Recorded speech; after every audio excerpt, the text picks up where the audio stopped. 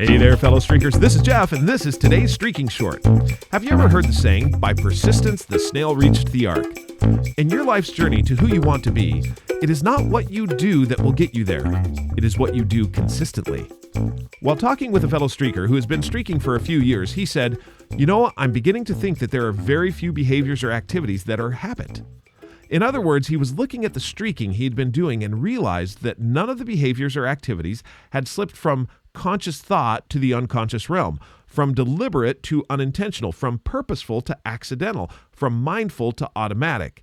He then said, in fact, I think that people get frustrated because when something they have been repeating for a long time doesn't become automatic or a habit, they give up thinking they must be flawed. There are several books published about how people who perform at high levels do it habitually or without thinking. It's just how they live their lives. Successful people automatically, according to a popular book, quote, seek clarity, generate energy, raise necessity, increase productivity, develop influence, and demonstrate courage, end quote. The problem is that none of these things are automatic or habits. What is typically described as habits are really great characteristics that successful people have developed consciously and continue to develop through consistently doing things to be that type of person. Books written on habits of highly successful or effective people provide a wealth of wisdom about a state of being that will produce good results in your life.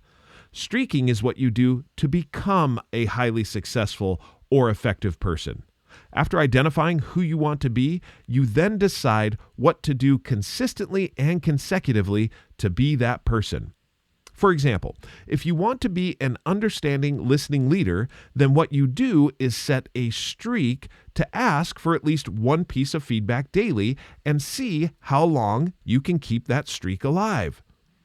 Another example, if you want to be a person who is courageous, then what you do is set a streak to make at least one new contact daily and see how long you can keep that streak alive. One more. If you want to be a person who is influential, then you set a streak to write at least one persuasive blog post weekly, again, seeing how long you can keep that streak alive.